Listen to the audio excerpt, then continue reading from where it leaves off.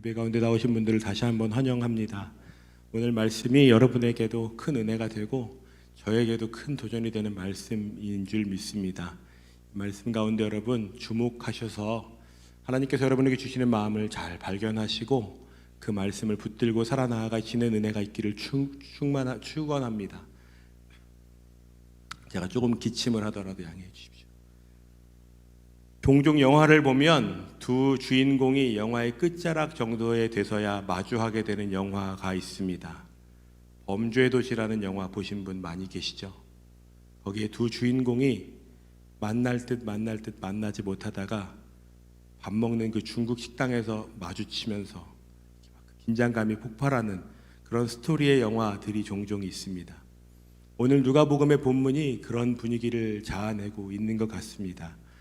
예수님께서 예루살렘을 향하시는 긴 여정의 끝에 예루살렘에 들어가셔서 성전을 향하여 진노하시고 이 성전이 무너질 것이라고 예언하시며, 그리고 나서 예수님께서 낮에는 사람들을 가르치시고 밤에는 기도하시는 사건이 일어나고요. 그때 예수님을 거절하고 분노하던 집단, 종교 지도자들, 바리새인들과 서기관들, 이 사람들이 이제 유다를 만나서 예수님을 팔아넘기는 계약을 하고 이 두 부류가 드디어 만나는 장면이 오늘의 본문입니다. 굉장히 긴장감이 있는 본문이죠. 그 가운데 예수님은 어떤 일이 일어날지를 다 아시는 것 같습니다. 유다가 나를 팔아넘길 것도 아시고 말씀하시고, 베드로가 나를 부인할 것도 아시고 말씀하시는 걸 보면 예수님이 이미 어떤 일이 일어나실지를 다 아시면서도 굳이 오늘의 본문을 마주하고 계신 것 같이 보입니다.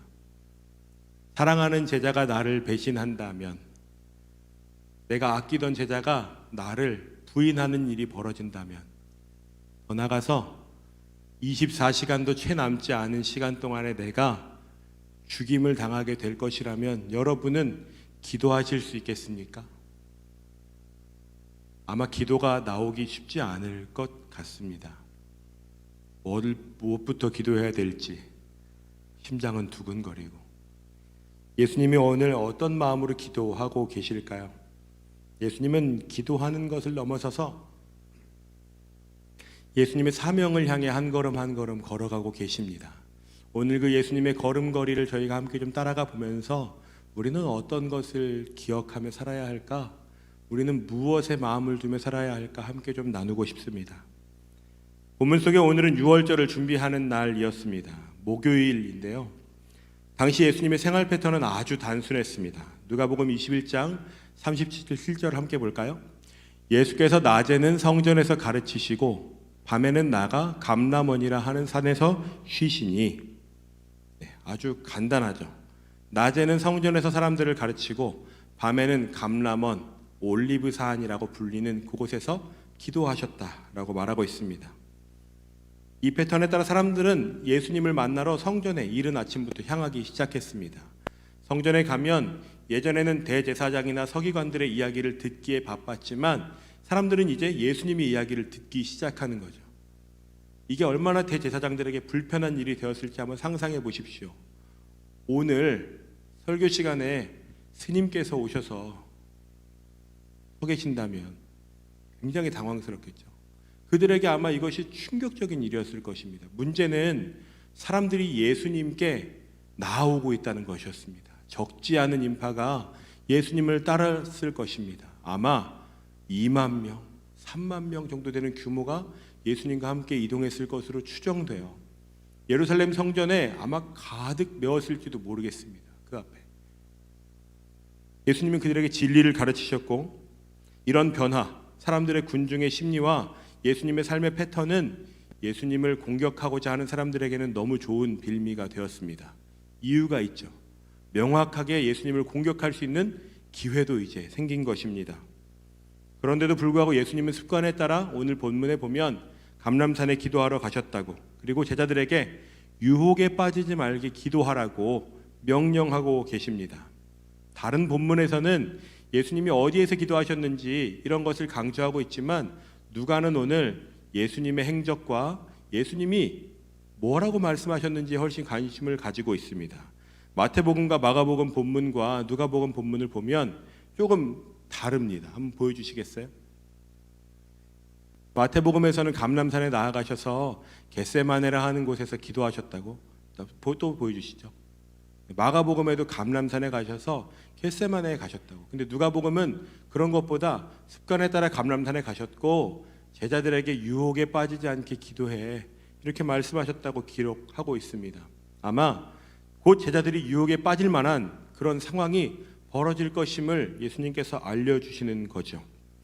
누가복음 22장 15절에 보면 이르시되 내가 고난을 받기 전에 너희와 함께 이 유월절 먹기를 원하고 원하였노라. 예수님께서 수많은 경고로 자신이 어떻게 고난을 받고 죽게 될 것인지를 알려주셨습니다.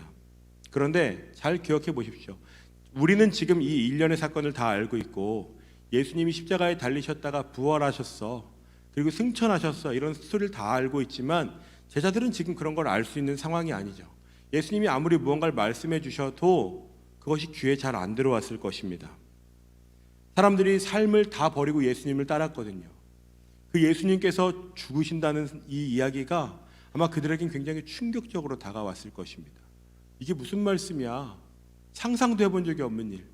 근데 실제로 그 일이 일어나게 되면 제자들은 몹시 요동치게 될 것입니다. 그들이 혼란을 겪게 될 것입니다. 성경에서는 옷을 벗고 살던 사람이 이불 같은 걸 덮고 예수를 따르다가 예수님이 잡혀가실 때 그 옷을 벗고 나체로 도망간 사람도 있었다고 기록하고 있어요. 그런 일이 실제로 벌어질 것입니다. 누가는 오늘 기도하시는 예수님과 제자들의 거리를 돌 던질 만한 거리라고 설명하고 있어요. 돌 던질 만한 거리를 어느 정도일까요? 아마 여기서 이 3층 끝에 정도는 제가 던지면 던질 수 있지 않을까 싶습니다. 예수님께서 아마 들리겠죠? 제자들이 기도하실 때 예수님이 기도하시는 음성을 듣고자 하면 들렸을 겁니다. 그 정도 거리에서 예수님 지금 말씀 기도하시는데 마가는 땅에 엎드렸다, 마태는 얼굴을 바닥에 땅에 대시고, 누가는 오늘 무릎을 꿇고 기도하셨다. 이 세 개의 공통점은 진심을 담은 자세와 마음으로 기도하셨다는 것을 의미하는데요. 이 기도는 아마 이런 기도였을 것입니다. 죽음을 눈앞에 둔 고통과 두려움과 근심과 걱정이 함께 응축된 기도이셨을 것이라고 생각합니다. 그런데 예수님의 그 기도를 향한 태도는 아버지의 뜻에 복종하는 방향이었습니다. 함께 우리 볼까요? 22장 42절 말씀입니다. 이르시되 아버지여, 만일 아버지의 뜻이거든 이 잔을 내게서 옮기시옵소서. 그러나 내 원대로 마시옵고 아버지의 원대로 되기를 원하나이다 하시니. 이것을 저희가 지금 한글 성경으로 보고 있지만 원어를 보면 이런 표현입니다. 한글로 보면 만일 아버지가 내게서 이 잔을 옮기시기를 원하신다면, 이런 긴장감이 있는 표현이에요. 그렇다면 그렇게 하십시오.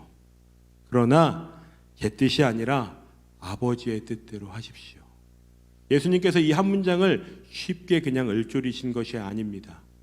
원하신다면 그렇게라도 좀 해주십시오. 그런데 그 제 뜻보다 아버지의 뜻을 더 이루시기를 원합니다. 이렇게 말씀하시는 것입니다. 오늘 본문에 보면 잔이라는 표현이 등장하는데요. 전통적으로 구약 성경에서 이 잔은 하나님의 거룩한 진노가 쓰일 때 상징합니다. 그리고 신약에서는 예수님의 죽음과 고난 같은 것을 의미하죠. 다시 말해서 예수님께도 이것은 굉장히 무거운 것, 하나님이 나에게 맡기셨지만 내가 감당하기에도 정말 부담스럽고 어렵고 쉽지 않은 주제셨다는 것을 의미합니다. 예수님의 상황을 당시 여러분 생각해 보시면 예수님을 따르는 무리가 아까 2만에서 3만 명 어간이 될 거라고 말씀드렸잖아요. 이게 예수님에게도 굉장히 매력적인 주제였을 수 있습니다. 제가 한 유튜버를 요즘 관심 있게 보고 있는데 그 사람은 콩고 왕자 조나단이에요. 어디에서 틀든지 나옵니다. 이 사람이 유튜브 지금 구독자가 50만 명이 넘었더라고요. 놀랍죠. 그러니까 50만 구독자가 되니까 이 사람한테 질문한 거예요. 구독자가 이렇게 많아지시니까 어떠세요? 인기를 실감하세요? 이 사람이 굉장히 씩 웃으면서 꾸안꾸안이라고 대답했어요. 꾸민 듯 안 꾸민 듯, 꾸미지만 안 꾸민 것처럼. 하지만 사람들이 볼 때 사진이 잘 찍히게 이제는 알아보는 사람도 있으니까 자기 행동도 조심하게 된다고. 여러분, 예수님은 어떠셨겠어요? 예수님이 어디에 등장하셨다 하면 사람들이 몰려드는 거예요. 예수님의 성품상 그것을 즐거워하시거나 자랑하시거나 야, 내가 한마디 하면 사람들이 이만큼 모여 이렇게 말씀하시진 않았지만 예수님에게도 이것은 굉장히 신경 쓰일 수 있는 주제셨겠죠. 그것을 뒤로 하고 십자가를 향해 나아간다는 것은 정반대의 가치를 이야기하는 겁니다. 3만여 명이 되는 사람이 나를 지켜준다면 내 목숨 하나 지키는 건 어렵지 않을 수 있거든요. 그런데 오히려 예수님은 그 정반대의 길을 가시는 거예요. 여러분, 우리는 글로 보기 때문에 예수님이시니까 예수님은 뭐 인정이지 나는 아니야, 이렇게 나와 예수님을 선긋기 하는 것이 우리에게 익숙하지만 예수님에게도 그것이 쉽지 않은 결정이었다는 게 오늘 본문에 그대로 드러납니다. 아버지의 뜻이 어떠신지 좀 고난을 받지 않게 해주실 수는 없습니까? 그런데 아버지의 뜻이시면 제가 그 길을 가겠습니다, 이렇게 이야기하시는 것입니다. 예수님께서 지금 고통스러워하시는 이유는 육체적으로 고통스러울 것에 대한 두려움, 군중들로부터 떨어져 나간다는 그 어떤 당혹감도 있으실 수 있겠지만 궁극적으로는 온 인류의 죄를 사한다는 것에 대한 무게감이 예수님에게 지금 눌리는 것이죠. 여러분, 그 예수님의 마음이 어떠실지 생각해 보신 적이 있습니까? 예수님이 과연 어떤 표정으로 기도하셨을까요? 본문 43절에서는 이 기도 가운데 천사가 하늘로부터 예수께 나타나 힘을 더했다라고 기록하고 있습니다. 예수님께서 이 은혜, 성령께서 은혜를 주신 것인지 천사가 힘을 어떻게 주었는지 성경이 그걸 자세하게 기록하고 있지는 않지만 예수님께서 그 힘으로 더 힘써서 기도하시는 장면이 본문에 등장합니다. 44절을 공동번역 성경으로 보면 이렇게 기록되어 있습니다. 함께 볼까요? 예수께서는 마음의 고통과 싸우면서도 굽히지 않고 더욱 열렬하게 기도하셨다. 그러는 동안 핏방울 같은 땀이 뚝뚝 흘러 땅에 떨어졌다. 마음의 고통과 싸우면서 굽히지 않고 기도하시는데 그 기도가 뚝뚝뚝뚝 땀이 떨어지는 것처럼 제가 한 땀 하거든요. 저는 이게 무슨 말인지 정확히 압니다. 땀이 쏟아질 때 그게 핏방울이 떨어지는 것처럼 땀이 쏟아지는 것은 여러분, 예수님이 어떤 마음으로 기도하셨는지를 그대로 나타내는 거죠. 여러분, 이렇게 기도해 보신 적이 있습니까? 예수님이 오늘 예수님의 삶을 걸고 하나님 앞에 이렇게 기도하시면서 씨름하고 계시는 것입니다. 오늘 본문인 다른 복음서에서 언급되었던 겟세마네라는 곳에서 기도가 이루어지고 있는데요. 겟세마네라는 이 뜻은 기름을 짠다라는 뜻입니다. 그곳에 아마 기름을 짜는 틀이 있었을 것입니다. 심지어 그 산은 올리브 산이에요. 올리브 열매를 모아서 그것을 짜내는 기름틀이 있었겠죠. 마치 지금 그런 것처럼 예수님께서 자신의 온 몸을 비틀어서 자신의 영혼을 다 짜내서 하나님과 씨름하시며 기도하고 있는 것입니다. 여러분, 이게 쉬운 과정일까요? 쉽지 않죠. 예수님이 어떤 마음으로 기도하셨는지 한번 여러분 잘 고민해 보십시오. 그런데 본문에서는 예수님의 이러한 기도의 모습과 대조되는 제자들의 모습을 반면에 그리고 있습니다. 예수님께서 기도를 마치시고 제자들에게 나아가셨는데 제자들이 너무 슬픔에 가득 차서 잠이 든 거예요. 예수님께서 이렇게 물으시죠. 어찌해서 너희들은 자고 있느냐고. 시험에 들지 않게 기도하라고 했잖아. 어떻게 말씀하셨는지 제가 알 수 없지만 아마 굉장히 서운한 마음이 드셨을지도 모르겠어요.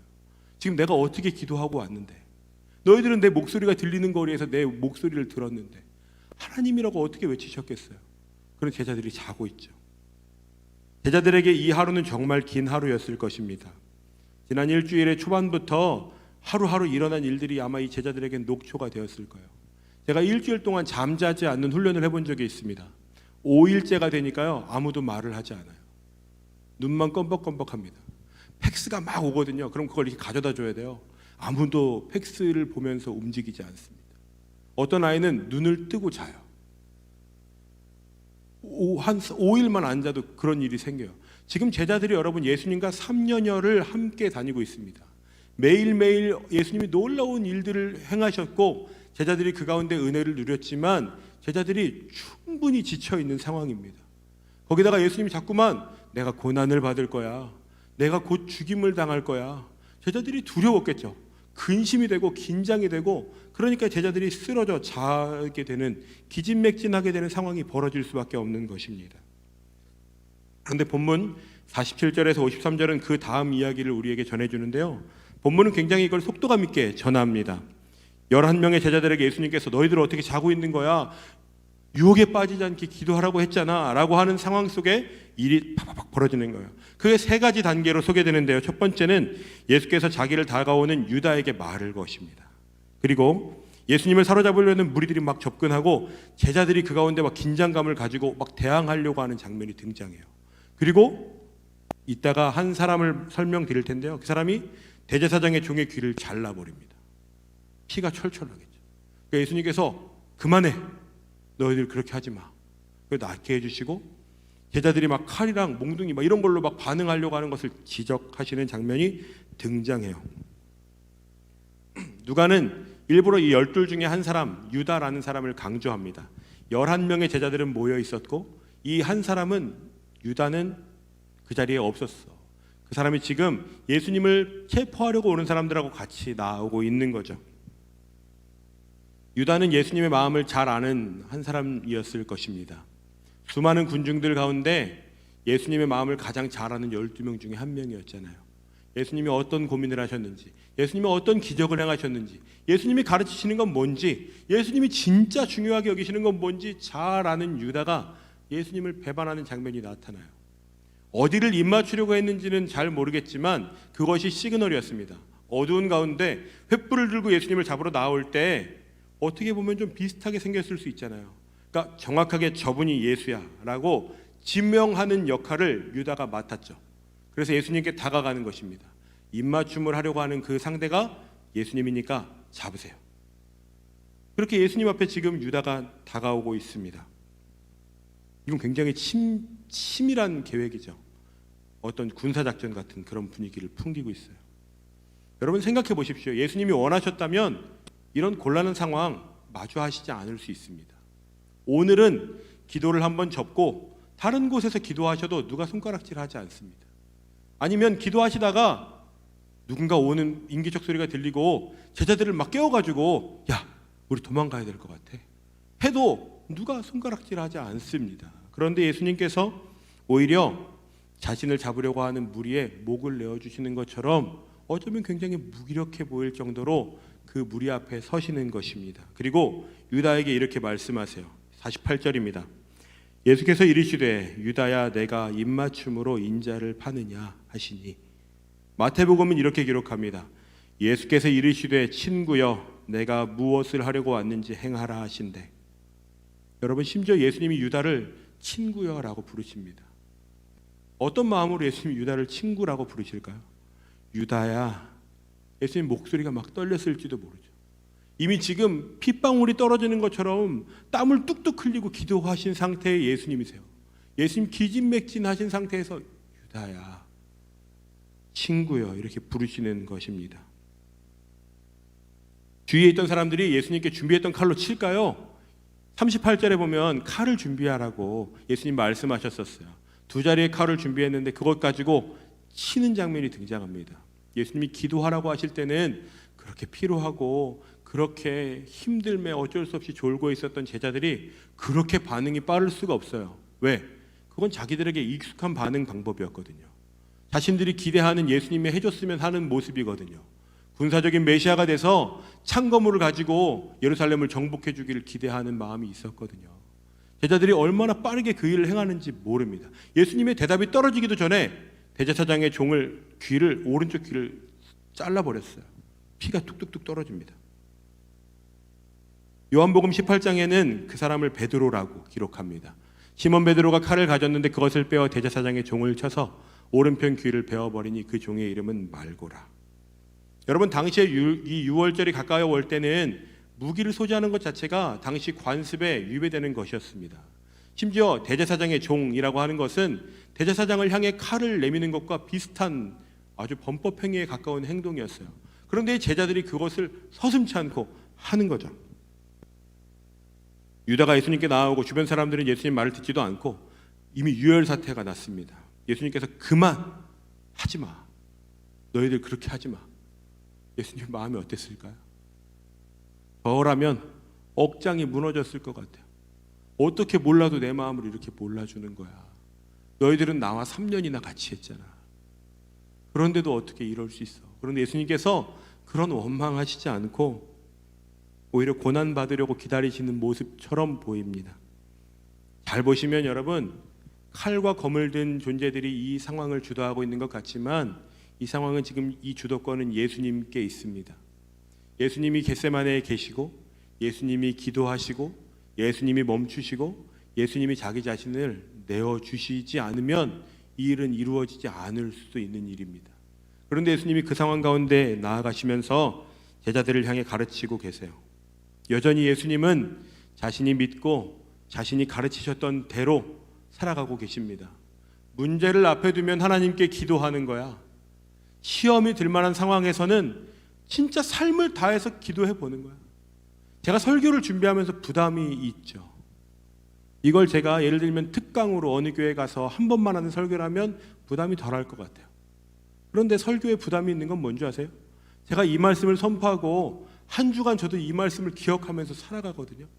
쉽지 않거든요. 예수님께서 지금 예수님이 가르치셨던 수많은 가르침, 원수를 사랑해, 말하기는 쉽습니다. 여러분 생각나는 원수들이 있으시죠? 사랑하십니까? 이게 쉽지 않은 거라고요. 예수님이 지금 그 가르침을 기억하면서 살아내고 계시는 것입니다. 22장 53절에 보면 이렇게 말씀하시고 있습니다. 내가 날마다 너희와 함께 성전에 있을 때에 내게 손을 대지 아니하였도다. 그러나 이제는 너희 때요 어둠의 권세로다. 이 문장을 잘 보시면 너희 때요 어둠의 권세로다는 이 단어가 동급을 뜻하고 있어요. 너희는 어둠이야. 이제는 예수님께서 그 어둠의 세력에 자신을 내어주고 계십니다. 이것이 오늘 본문의 이야기입니다. 이 본문이 여러분에게 어떤 의미가 있으세요? 예수님처럼 기도해서 모두들 다 사랑해. 여러분 그 정도에서 멈추지 마십시오. 한번 씨름해 보십시오. 저는 오늘 이 본문이 두 가지를 저희에게 제시하고 있다고 생각합니다. 하나는 아버지의 뜻을 이루기 위해서 나아가시는 예수님의 방향성을 바라보게 됩니다. 예수님께서 어느 날 갑자기 예루살렘으로 향해야지 하고 가신 것이 아닙니다. 예수님께서는 예루살렘을 목적지로 두시고 계획을 가지고 그 길을 걸어가고 계십니다. 어떤 일이 벌어질 것을 알면서도 그 길을 향해 나아가고 계십니다. 왜냐하면 자신이 이 땅 가운데 온 아버지의 뜻이 있으시기 때문입니다. 그 길을 걸어가면서 유혹도 있고 어려움도 있고 때로는 주저되기도 하지만 그래도 그 길을 걸어가시는 것이 예수님의 길이었습니다. 이 땅에 오신 목적을 이루시기 위해서 제자들에게도 말씀하시지만 한편으로는 자신에게도 말씀하시는 거죠. 내가 곧 고난을 받게 될 거야. 내가 곧 십자가에 죽게 될 거야. 할 수 있을까? 아버지의 뜻을 구해야 돼. 아버지 이것을 좀 옮겨주실 수는 없습니까? 누가는 이것을 굉장히 구조를 가지고 설명해 주고 있어요. 잘 보시면 기도하는 장면부터 끝까지 그것이 굉장히 대칭을 이루고 있습니다. 그런데 그 가운데 어떠한 것이 핵심에 있냐면 천사가 나타나서 힘을 더해준다. 누가는 이것을 강조하고 싶은 거예요. 예수님께서도 기도하시면서 알게 되는 게 있는 거예요. 여러분 답이 알고 싶으시죠? 그런데 생각해보면 하나님을 믿는다는 건 때로는 답이 없는 일이 더 많은 것 같습니다. 아버지의 뜻을 구하지만 뭐가 맞는지 잘 알 수 없을 때가 있으시죠? 어떤 것을 선택해야 되는 건지 A인지 B인지. 그런데 예수님도 똑같으시다고요. 답이 명확해서 그 길을 향해 나아가시는 것이 아닙니다. 기도의 자리로 나아가 봤더니 아버지의 뜻을 구하면서 걸어가 봤더니 천사가 힘을 더하여 주고 분명해지는 게 보이는 거죠. 여러분에게는 이런 경험이 혹시 있으신지 모르겠습니다. 치열하게 기도하심 가운데 기도하면서 주시는 마음을 따라 한 걸음을 걸어가 보는 것, 그것이 저희와 예수님의 큰 차이입니다. 우리는 답이 다 나온 길을 가고 싶어 하지만 믿음이라는 것은, 신앙의 길은 그렇지 않은 것 같아요. 오히려 답이 보이지 않음에도 불구하고 하나님과 씨름해 보면서 한 걸음을 조심히 걸어보는 것, 그리고 그 걸음이 아버지의 가르침을 따르고 있는 것인지를 점검해 보는 것입니다. 예수님도 역시 이 사명이라고 하는 것을 감당하시기가 쉽지 않죠. 제가 요즘 고민하는 주제가 하나 있는데요.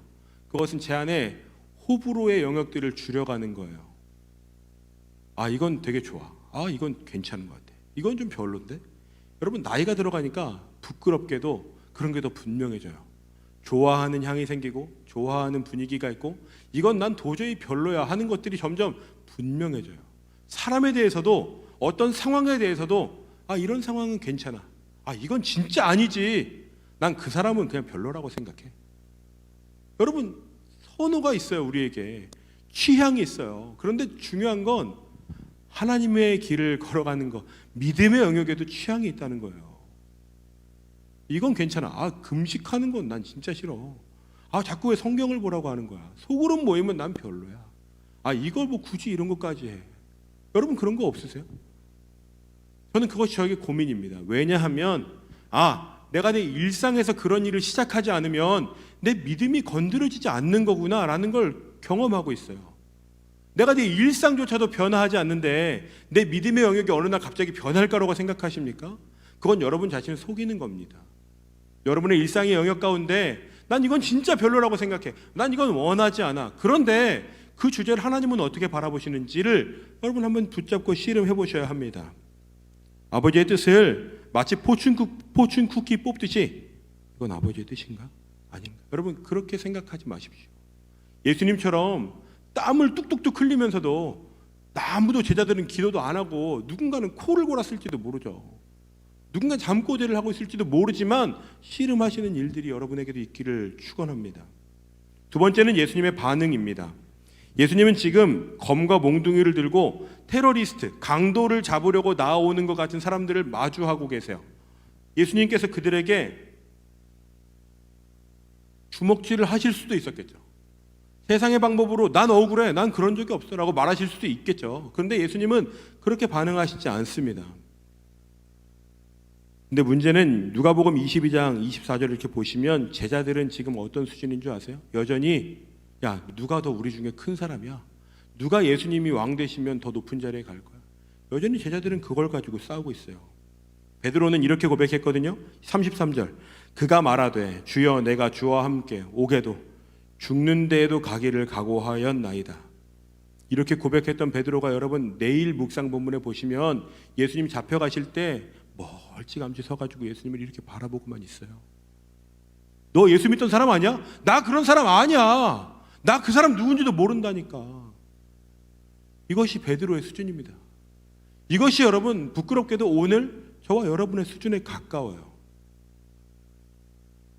아버지의 뜻을 이룬다는 것, 예수님을 믿는 사람으로 살아간다는 것, 여러분 원대한 어떤 그 지점이 있다고 생각하시면 큰 오해입니다. 오늘 나에게 마주하게 하시는 상황 속에서 내가 그것을, 내 믿는 믿음을 내가 그동안 경험한 하나님이라는 분에 대한 성경이 가르치고 있는 그리스도인으로 살아가는 가치에 대한 것을 기억하면서 살아내보고 선택해보는 것이 여러분을 향한 아버지의 뜻입니다. 예수님은 지금 마주하는 상황 속에서 그것을 받아들이시는 거예요. 대항하지 않습니다. 반응하거나 항변하지 않으세요. 그리고 반응하시는 거죠. 이제는 너희들의 때라고. 자신이 가르치시던 대로, 선지자들의 예언대로, 자신이 이 땅에 오신 목적대로 그 삶을 향하여 가시는 거예요.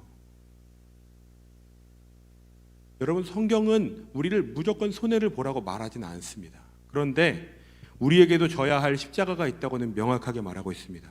누가복음 14장 27절입니다. 누구든지 자기 십자가를 지고 나를 따르지 않는 자도 능히 내 제자가 되지 못하리라. 갈라디아서 2장 20절 내가 그리스도와 함께 십자가에 못 박혔나니 그런즉 이제는 내가 사는 것이 아니요 오직 내 안에 그리스도께서 사시는 것이라. 이제 내가 육체 가운데 사는 것은 나를 사랑하사 나를 위하여 자기 자신을 버리신 하나님의 아들을 믿는 무엇 안에 산다고요? 믿음 안에서 사는 것이라고요. 여러분, 우리가 감당해야 하는 여러분의 몫의 십자가가 있습니다. 예수님께 감당해야 하는 목의 십자가를 여러분이 대신 지라고 하는 것이 아닙니다. 그건 예수님께서 해결하셨어요. 온 백성의 죄를 다 사하라고 여러분에게 말하는 것이 아닙니다. 적어도 여러분이 선택할 수 있는 의롭고 믿음의 반응으로 할 수 있는 선택들은 하실 수 있어야죠. 그것이 나에게 손해가 되는 영역이라도, 그게 내 인생의 커리어를 다 망가뜨릴 것 같아도, 쉬운 길이 있는 것 같아 보여도, 야, 다 그렇게 살아. 마치 오늘 성전 경비대장이 몽둥이를 들고 예수님께 나오는 것처럼, 야, 다른 사람들이 다 그렇게 해. 너도 몽둥이 하나는 들어야지 라고 말하는 사람들이 많을 때 몽둥이를 내려놓고 내 삶을 그것 가운데 그냥 복종시키는 일이 때로는 여러분 필요합니다. 저는 그것이 우리를 향한 아버지의 뜻이라고 생각합니다. 신앙을 보여주는 일, 여러분 믿음이 뭐라고 생각하세요? 여러분 믿음은 신기루가 아닙니다. 제가 너무 슬픈 것 중에 하나는 교역자들 중에서도 이 믿음을 보여주는 사람이 별로 없는 것 같이 느껴질 때, 저도 목사잖아요. 제가 선택하는 것들도 그렇지 않은 것 같이 느껴질 때, 여러분 어떠세요? 우리 모두는 다 구원받은 사람이잖아요. 예수님이 돌아가셔서 우리 죄를 다 사하셨다고. 근데 내가 그렇게 살지 못할 때 여러분 왜 애통하는 마음이 없으세요? 막 억울하지 않으세요? 나는 왜 이렇게 살지? 여러분 오늘 잠깐 기도하고 싶습니다. 시간같이 기도하실 때 우리가 받은 사랑이 어떤 것인지 여러분 기억해 보십시오. 우리가 어떤 은혜를 누리며 살아가는지를 생각해 보십시오. 그리고 야, 나는 왜 그 사랑을 받았는데 여전히 이렇게 살아갈까? 왜 난 이렇게 변하지 않을까? 어떻게 이럴 수 있지? 이런 마음들 여러분 있으시죠? 제가 오늘 말씀 준비하면서 한 영상을 봤는데, 영상에 히브리서 5장 7절에 이런 말씀을 기록하고 있었습니다. 그는 육체에 계실 때에 자기를 죽음에서 능히 구원하실 이에게 심한 통곡과 눈물로 간구와 소원을 올렸고 그의 경건하심으로 말미암아 들으심을 얻었느니라. 그가 아들이시면서도 받으신 고난으로 순종함을 배워서 온전하게 되셨은즉 자기에게 순종하는 모든 자에게 영원한 구원의 근원이 되시고. 여러분 예수님도 이게 쉽지 않았다니까요. 그런데 예수님도 이 고난으로 순종함을 배워서 온전하게 되셨어. 그래서 우리의 구원의 근원이 되셨다고 말하고 있습니다. 여러분 무엇을 위해 기도하고 계십니까?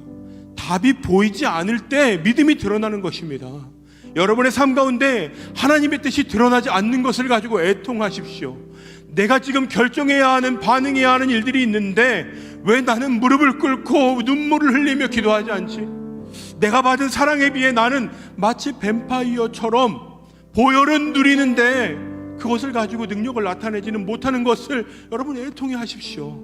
그리고 여러분의 마주하는 삶 속에서 아버지의 뜻이 이루어지기까지 기도하시며 씨름하시며 때로는 그 고난을 통과해내시면서 아버지의 뜻이 무엇인지를 경험해 가시면서 살아가는 저와 여러분이 되면 참 좋겠습니다. 이 시간 같이 이 노래를 부르고 좀 기도하고 싶은데요, 이 노래의 가사말을 여러분 잘 기억하시며 이게 나구나, 내가 지금 이런 수준이구나, 내가 아버지의 성품을, 예수님의 성품을 담고 싶다 하는 간절한 마음으로 좀 기도하면 좋겠습니다. 여러분 이 찬양 함께 부르실 때 여러분의 삶을 조명하시면서 함께 결단하는 마음으로 찬양하면 좋겠습니다. 우리 찬양 함께 고백합시다.